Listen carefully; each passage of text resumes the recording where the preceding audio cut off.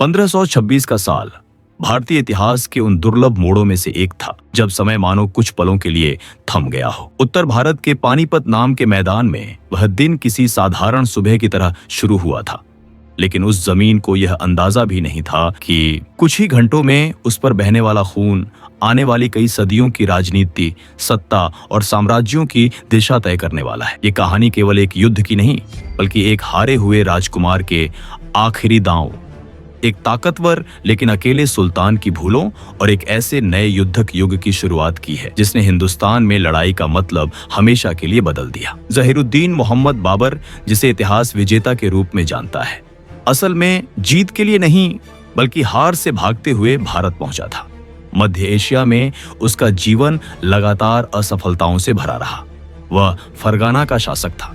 उसने किशोरावस्था में समरकंद जीता, लेकिन कुछ ही समय में वह उसे खो बैठा।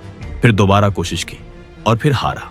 उसके सामने उज्बेक सरदार शैबानी खान की शक्ति थी, जिसने उसे उसके पैतृक इलाकों से बाहर धकेल दिया। बाबर के पास शाही खून था, लेकिन स्थायी जमीन नहीं। तैमूर और चंगेज खान का वंशज होने के बावजूद वह भटकता हुआ शासक बन चुका था। और जब मध्य एशिया ने उसे बार बार ठुकराया, उसकी निगाहें भारत की ओर उठी। एक ऐसी जमीन जो दौलत से भरपूर थी, लेकिन राजनीतिक रूप से बिखरी हुई। उस समय भारत एक मजबूत केंद्रीय शक्ति के अधीन नहीं था। दिल्ली सल्तनत नाम की सत्ता बाहर से भले ही ताकतवर दिखती थी, लेकिन भीतर से खोखली हो चुकी थी। इब्राहिम लोदी दिल्ली की गद्दी पर बैठा था। उसके पास विशाल सेना थी, हजारों घुड़सवार, लाखों पैदल सैनिक और सैकड़ों युद्ध हाथी। लेकिन उसके अपने सरदार उससे नाखुश थे। वह कठोर स्वभाव का था, सलाह नहीं मानता था और सत्ता को डर के सहारे चलाता था। यही कारण था कि उसके कई अमीरों ने उसके खिलाफ साजिशें की और कुछ ने बाबर को भारत आने का न्योता तक दे दिया। बाबर के लिए यह अवसर किसी वरदान से कम नहीं था। उसने पहले पंजाब पर नियंत्रण किया,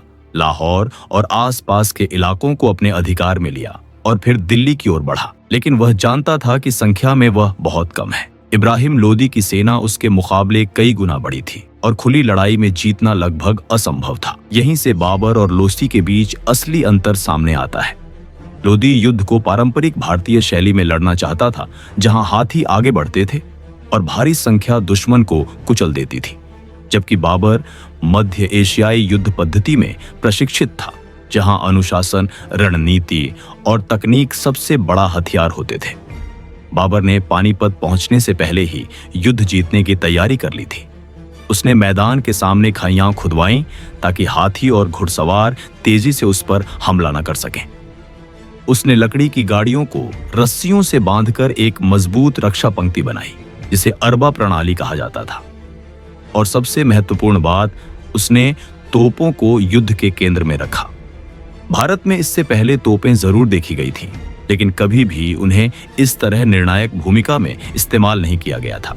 21 अप्रैल 1526 की सुबह जब युद्ध शुरू हुआ, इब्राहिम लोदी को अपनी संख्या पर पूरा भरोसा था। उसने अपनी विशाल सेना को आगे बढ़ने का आदेश दिया, लेकिन जैसे ही बाबर की तोपें गरजी, पूरा मैदान गूंज उठा। यह आवाज सिर्फ बारूद की नहीं थी, बल्कि डर की थी। लोदी की सेना और उसके युद्ध हाथी ऐसी आवाज के आदी नहीं थे। हाथी घबरा गए, बेकाबू होकर अपनी ही सेना को कुचलने लगे। पंक्तियां टूटने लगीं और अनुशासन बिखर गया। यही वह पल था जिसका बाबर इंतजार कर रहा था। उसने अपनी घुड़सवार टुकड़ियों को दोनों किनारों से हमला करने का आदेश दिया। बीच में तोपें और सामने गाड़ियों की दीवार के कारण लोदी की सेना फंस चुकी थी। संख्या में ज्यादा होने के बावजूद वे खुलकर लड़ नहीं पा रहे थे। युद्ध अब ताकत का नहीं, बल्कि दिमाग का बन चुका था। इब्राहिम लोदी बहादुरी से लड़ा, लेकिन नेतृत्वहीन सेना ज्यादा देर टिक नहीं पाती। युद्ध के बीचों बीच वह घायल हुआ और मारा गया। जैसे ही उसके मरने की खबर फैली, लोदी की सेना का मनोबल पूरी तरह टूट गया। कुछ ही घंटों में दिल्ली सल्तनत की सदियों पुरानी सत्ता जमीन पर बिखर गई। जब शोर थमा, पानीपत का मैदान लाशों, टूटे हथियारों और धुएं से भरा था। लेकिन उसी खामोशी में एक नए युग की शुरुआत हो चुकी थी। बाबर विजेता था। वह दिल्ली में दाखिल हुआ और खुद को हिंदुस्तान का शासक घोषित किया। इस एक युद्ध ने न सिर्फ एक सल्तनत का अंत किया, बल्कि मुगल साम्राज्य की नींव रखी, जिसने आने वाले 300 वर्षों तक भारत की राजनीति, संस्कृति, स्थापत्य और प्रशासन को गहराई से प्रभावित किया। पानीपत की पहली लड़ाई ने यह साबित कर दिया कि युद्ध अब सिर्फ बहादुरी और संख्या से नहीं, बल्कि रणनीति, तकनीक और नेतृत्व से जीते जाएंगे। यह युद्ध भारतीय इतिहास का वह मोड़ था जिसके बिना न अकबर का युग समझा जा सकता है, न शाहजहां की इमारतें और न ही औरंगजेब की सत्ता।